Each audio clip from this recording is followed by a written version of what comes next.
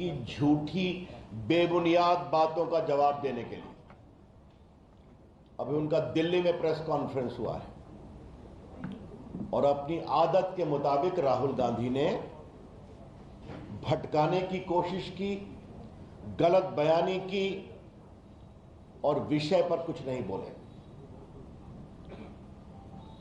राहुल गांधी को सजा हुई है 2019 में उनके एक भाषण पर। आज राहुल गांधी ने क्या बोला?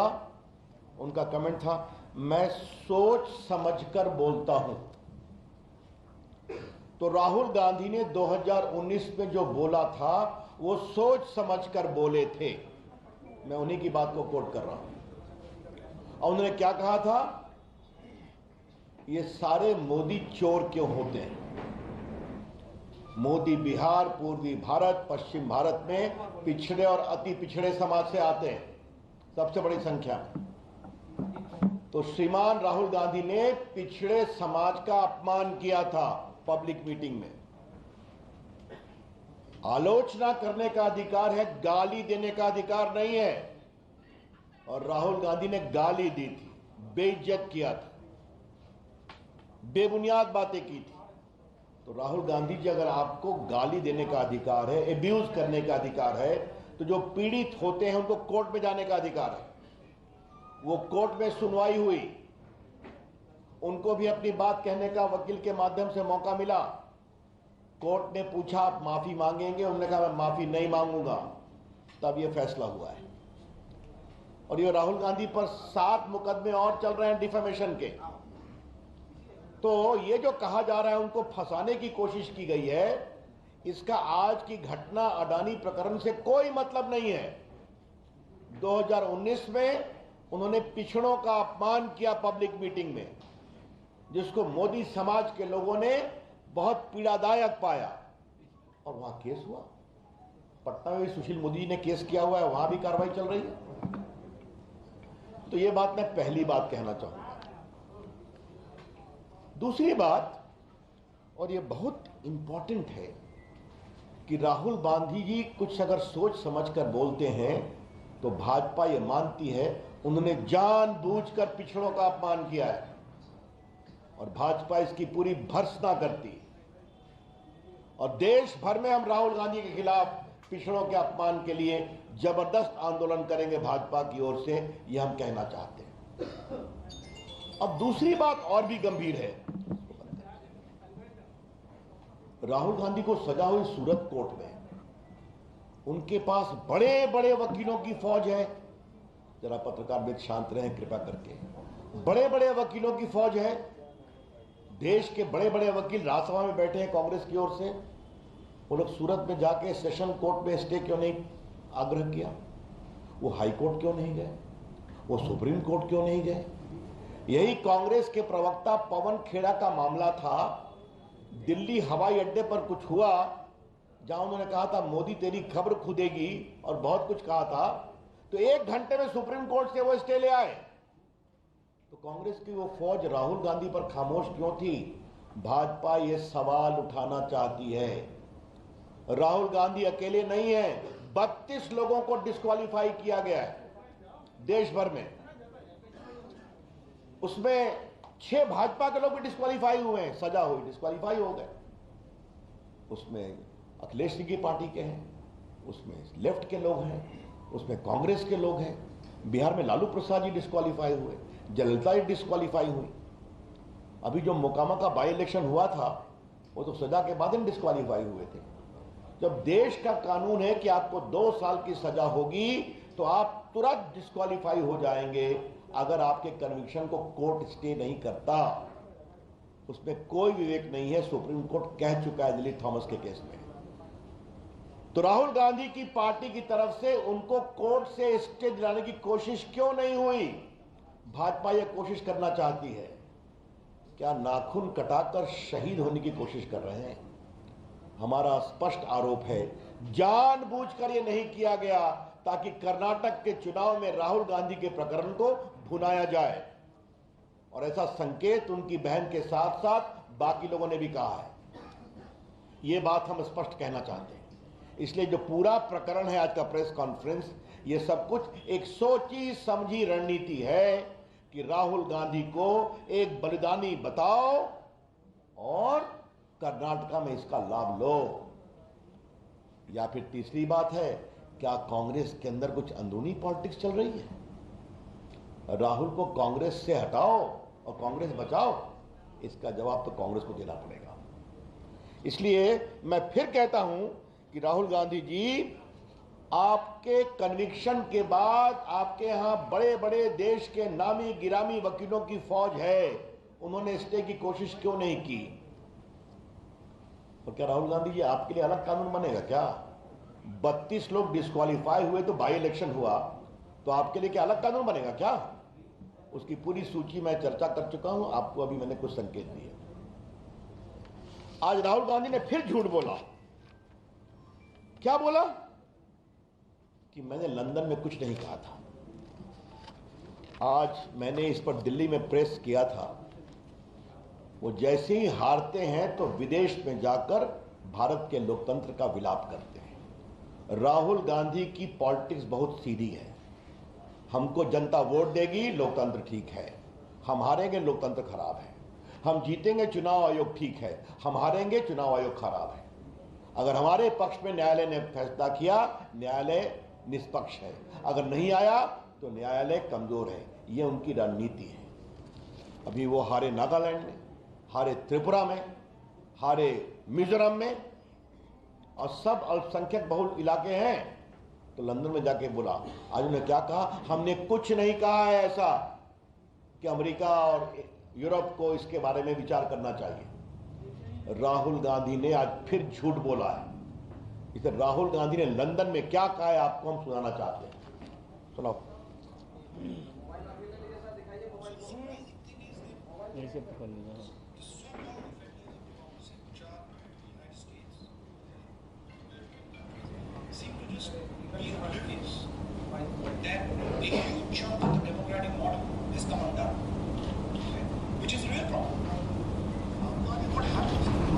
इसके बाद मेरी टिप्पणी है। मतलब क्या कहा? कि भारत में लोकतंत्र कमजोर हो रहा है, इसके लिए अमेरिका और यूरोपियन कंट्री ध्यान नहीं दे रहे हैं। यह समस्या है। ध्यान देने का मतलब क्या है? यहां हस्तक्षेप करें, यही तो हम कह रहे हैं। आज मैं राहुल गांधी की टिप्पणी दिखा दिया। राहुल गांधी ने फिर झूठ बोला कि हमने ऐसा कुछ नहीं कहा था। तो झूठ बोलना राहुल गांधी की फितरत हो गई है। जब भी विदेश जाते हैं, भारत के लोकतंत्र का अपमान करना, भारत की संस्थाओं का अपमान करना, भारत के जनमत का अपमान करना उनकी आदत हो गई है। और मोदी जी पर तो वो क्या क्या नहीं बोलते हैं। मेरे पास पूरी उनकी टिप्पणी है कि वो विदेश में क्या क्या बोलते हैं। भारत राष्ट्र नहीं है, राज्यों का संघ है। और क्या हमारे लोकतंत्र पर बर्बर हमले हो रहे हैं। और क्या पुलवामा हमला कार धमाका था, आतंकवादी धमाका नहीं था। और क्या चीन की तारीफ की कि चीन ने प्रकृति के साथ विकास किया है, सद्भावना के साथ। ये सारी उनकी टिप्पणी। और क्या कहा? बालाकोट और पुलवामा का सेना सबूत दे कहा था ना, तो सेना की शहादत का सबूत राहुल गांधी मानते हैं। और चीन के अपने ट्रस्ट में पैसे लेते हैं, ये भी आप सभी जानते हैं। एक बार दिखा दीजिएगा। ये देखिए उनकी पूरी टिप्पणी सब कोर्ट पर है, कोई नई बात मैं नहीं कह रहा हूं। और याद करिए राहुल गांधी ने क्या कहा था कि हम लोग के फोन में पेगासिस लगाए, कहा था ना। तो क्या कहा? सुप्रीम कोर्ट की कार्रवाई में कहा जिस नेता को लगता है उनके फोन में पेगासिस है तो उनका फोन दे दे। तो राहुल गांधी ने अपना फोन क्यों नहीं दिया? क्योंकि फोन जाता तो फोन से क्या क्या निकलता, उसका डर था उनको। तो जब कार्रवाई की बात होगी तो कहेंगे नहीं। तो ये मुझे आपसे बात कहनी है, राहुल गांधी को शर्म नहीं आती? करप्शन की बात करते हैं। भारत के प्रधानमंत्री नरेंद्र मोदी जी का पूरा जीवन ईमानदारी की खुली किताब है, एक धब्बा नहीं है। 9 साल से भारत के प्रधानमंत्री हैं, ईमानदारी से देश आगे बढ़ रहा है। राहुल गांधी जी भ्रष्टाचार के मामले में बेल पर है, पता है ना आप लोग को, उनको भी। और संसद में मैंने यह बात कही थी। नेशनल हेराल्ड के प्रकरण में इनकी माताजी बेल पर हैं, ये बेल पर हैं। क्योंकि मात्र कुछ लाख रुपए देकर नेशनल हेराल्ड की 5,000 करोड़ की प्रॉपर्टी दिल्ली में, पटना में, लखनऊ में, चंडीगढ़ में, मुंबई में अपने नाम कर लिया यंग इंडिया लिमिटेड में, जिसमें 76% शेयर राहुल जी और सोनिया जी का है। बाकी स्वर्गीय जो छत्तीसगढ़ के नेता थे अब स्वर्गवासी हो गए, और पूरा नेशनल का शेयर खरीद लिया। मामा कोतरोपी को किसने बचाया? राहुल गांधी जी ने बोफोर्स में। आपकी सरकार ने बताया, क्योंकि आपके परिवार से उसका संबंध था, उसको भगाने में मदद किया, दलाली के पैसे उसको छुड़वाने में मदद किया। ये पूरा आदर्श घोटाला, पूरा आपका कॉमनवेल्थ घोटाला, पूरा एयर हेलीकॉप्टर घोटाला, पूरा आपका सबमरीन घोटाला, पूरा कोयला घोटाला, पूरा 2G राहुल गांधी जी, मनमोहन की सरकार की पूरी सरकार भरी हुई है। और आपकी सरकार में जब घोटाले हुए और आप नरेंद्र मोदी पर कीचड़ उछालते हैं, तो राहुल गांधी जी आप तो स्वयं बेल पर हैं भ्रष्टाचार के मामले में, और आप बात कर रहे हैं हमारे ऊपर, जबकि ईमानदारी से देश का काम चलता है। आज राहुल गांधी जी ने अडानी प्रकरण पर फिर कुछ बोला है। मैं आपको एक बात बताना चाहता हूं, लोकसभा में राष्ट्रपति के अभिभाषण पर उन्होंने ये बेबुनियाद बातें फिर कही थी, बिना सिर पैर के, बिना किसी सबूत के। वो झूठ कैसे बोले, मैंने अभी आपको उसका प्रमाण दे दिया। अडानी जी को हमको डिफेंड नहीं करना है, भाजपा कभी डिफेंड नहीं करती है, लेकिन भाजपा किसी को फंसाती हुए भी नहीं है। लेकिन आज राहुल गांधी जी अडानी पर बहुत बोले हैं, तो थोड़ा बहुत संक्षेप में कुछ बातें हम अडानी प्रकरण के बारे में राहुल गांधी के संदर्भ में बताना चाहते हैं। 2004 से किसकी सरकार थी? मनमोहन सिंह की सरकार। किसके खंबे पर खड़ी थी? राहुल गांधी के खंबे पर। 2008 में यूपीए रूल में अडानी ग्रुप ने बुनियो कोल माइन इंडोनेशिया में खरीदा था, तो क्या मनमोहन सिंह गए थे, राहुल गांधी की आप गए थे? 2010 में यूपीए रूल में कारमाइकल माइन ऑस्ट्रेलिया में अडानी ग्रुप ने खरीदा था, तो क्या मनमोहन सिंह गए थे?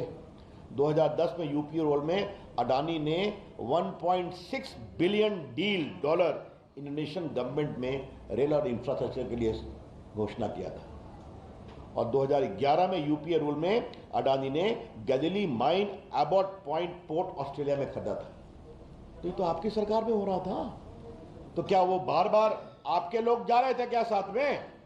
और सुनिए, उनकी सरकार में और क्या क्या हुआ है, तो मैं आपको बताना चाहता हूं कि 65,000 करोड़ का पूंजी निवेश अडानी ग्रुप राजस्थान में कर रहा है, 15,000 करोड़ का बंगाल में कर रहा है, और उसकी माइन को एक्सटेंशन मिला है छत्तीसगढ़ में 2022 में उनकी कांग्रेस सरकार में, और केरला में भी हो रहा है। तो देश के व्यापारी देश के लिए काम करें, अच्छी बात है। तो आपके यहां कैसे राजस्थान में 65,000 करोड़ अडानी लगा रहे हैं आपकी सरकार में? ये कौन सी बात है? तो झूठ बोलना, बेबुनियाद आरोप लगाना राहुल गांधी की फितरत है। याद करिए, राफेल के मामले में चौकीदार चोर कहा था ना, और बाद में सुप्रीम कोर्ट ने जब डांट लगाई तो उन्हें माफी मांगा, और 10 साल तक भारत के वायुसेना के लिए मारक हवाई जहाज वायुसेना के बार बार कहने के बावजूद नहीं दिया गया, क्योंकि कट और कमीशन नहीं मिला था। बाद में मोदी जी आए तो पहले साल में ही आज राफेल गर्जना करता हुआ भारत को सुरक्षित रख रहा है। तो ये तो सीधी सी बात है। तो कांग्रेस के बारे में मैं कहूंगा, कांग्रेस पार्टी का परिचय राहुल गांधी क्या है? 4: कट, कमीशन, करप्शन, कांग्रेस। फिर मैं रिपीट करता हूं, कांग्रेस पार्टी का 4C: cut, commission, corruption, Congress. और ये राहुल गांधी जी, नरेंद्र मोदी ऐसे महान शक्तिशाली नेता के बारे में इस तरह की बेबुनियाद टिप्पणी करते हैं, जिसके कारण भारत दुनिया की 5वीं इकॉनमी बन गया, जो दुनिया के सबसे लोकप्रिय नेता है, जो देश के 80 करोड़ गरीबों को खाना खिलाते हैं, जिसकी राज्य में गरीब खुश है, देश सुरक्षित है, और भारत विकसित भी हो रहा है। तो समस्या मित्रों, अंतिम बात मैं कहूंगा क्या है। राहुल गांधी की समस्या यही है कि उनको वोट नहीं मिलता। तो संजय बाबू, उनको वोट नहीं मिलता तो हम लोग क्या करें? अब आप ही बता दीजिए, क्या हम लोग जनता से उनके लिए वोट मांगे? बार बार जाते हैं, हार जाते हैं। मुश्किल से हिमाचल में निकल पाए, 14 हारे, 19 हारे, अभी मेघालय हारे, त्रिपुरा हारे, नागालैंड हारे, कर्नाटक भी हारेंगे और 24 में देश भी हारेंगे। राहुल गांधी ये नहीं समझते कि देश आज कांग्रेस पार्टी की नीति से उब चुका है। तो अब क्या बोलते हैं? मेरे अगले भाषण से मोदी जी डर जाएंगे। संजय बाबू पहले अपनी आंख से डराते थे ना, कि हमसे आंख नहीं मिलाएंगे मोदी जी, याद है ना? तो हमने कहा हमारे नेता मोदी जी को छोड़ दीजिए, राहुल गांधी जी संसद में हम लोग भी बैठते हैं, हम लोग से आंख मिला लीजिए, जरा हम ही आपका जवाब दे दें। तो आंख तो मिलती नहीं। अब मोदी जी कह रहे हैं मोदी जी मेरे अगले भाषण से डर जाएंगे। क्या क्या बातें। आज फिर उन्होंने श्रीलंका की बात कही है। श्रीलंका ने पूरे अडानी प्रकरण पर जवाब दे दिया। मेरे पास सारे उनके ट्वीट्स हैं राष्ट्रपति के, सबके। ये बिल्कुल गलत बात है। तो झूठ बोलना, बेबुनियाद आरोप लगाना, बस एक ही है कि हमारे पिताजी प्रधानमंत्री, हमारी दादी जी प्रधानमंत्री, हमारे परदादा जी प्रधानमंत्री और भारत के प्रधानमंत्री का एकमात्र पट्टा तो भगवान ने मेरे लिए दिया है, जनता में वोट क्यों नहीं देती? समस्या यही है। तो राहुल गांधी जी, आपको वोट और नहीं मिलेगा। इस तरह की बेबुनियाद बात करना बंद करिए। अंत में यही कहूंगा, राहुल गांधी ने देश के पिछड़ों का अपमान किया है और आज फिर कहा जानबूझकर वो बोलते हैं, सोच समझकर बोलते हैं। तो मतलब सोच समझकर देश के पिछड़ों का अपमान किया है। भारतीय जनता पार्टी इसको बहुत ही गंभीर विषय बनाएगी और देश में इसका विरोध करेगी। धन्यवाद। I am open two questions now.